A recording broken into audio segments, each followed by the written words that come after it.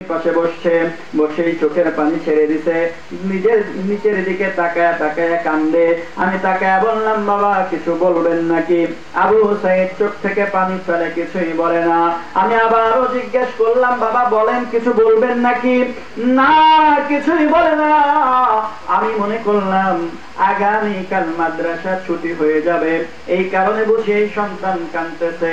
প্রশ্ন করলাম, কি বাবা আগামীকাল ছুটি হয়ে যাবে, বাড়ি যাওয়ার টাকা নাই, এই জন্য বুঝি কাঁদো? কয় না, এই জন্য কাঁদি না। আমি বললাম, কেন কাঁদো? কয় হুজুর আমি একটা ঘটনা একটু শেয়ার করতে চাই। বললাম, মন খুলে বলতে পারো? আমাকে বলে, হুজুর আমাকে 2 ঘন্টার জন্য একটু ছুটি দিবেন নাকি? আমি বললাম, কেন? মাগরিবের নামাজ শেষ হওয়ার পরেই তো তোমার পরীক্ষা। বলে, হুজুর আমি জানি, তবে আমার 2 ঘন্টা ছুটি পাইলে বড় ভালো লাগতো। আমি বললাম, বলো ঘটনা খুলে বলো, তারপরে ছুটির ব্যবস্থা করা যাবে।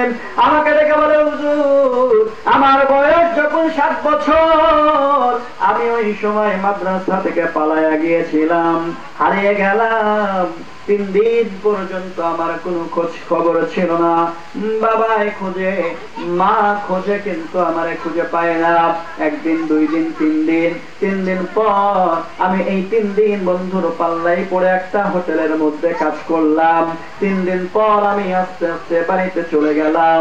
বাড়িতে যাওয়ার পর যেই মাত্র আমি বাড়িতে ঢুকবো, দূর থেকে আমার বাবা হাতের মধ্যে একটা লাঠি নিয়ে আমারে মারার জন্য দৌড়ে আসছে।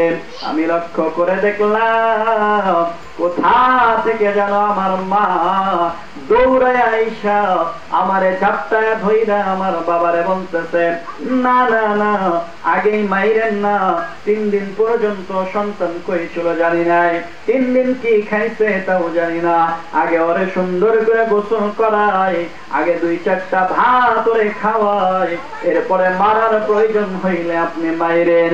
হুজুর আমার বাবার কাছ থেকে আমার মা আমারে নিয়ে গিয়া সুন্দর করে গোসল করায়া, 4টা ভাত খাওয়ায়া, মাগরিবের নামাজ আদায় করার পর যাই নামাজের উপরে আমারে বসায়া আমারে মাথায় হাত দিয়া বলে, বাবা বড় আশা করে তোরে মাদ্রাসায় দিয়েছিলাম, তোর বাবার ইনকাম বেশি ভালো না, ট্রাকের ড্রাইভার। ও বাবা আমার মনে বড় আশা, তোরে একটু হাফেজে কোরআন বানাবো।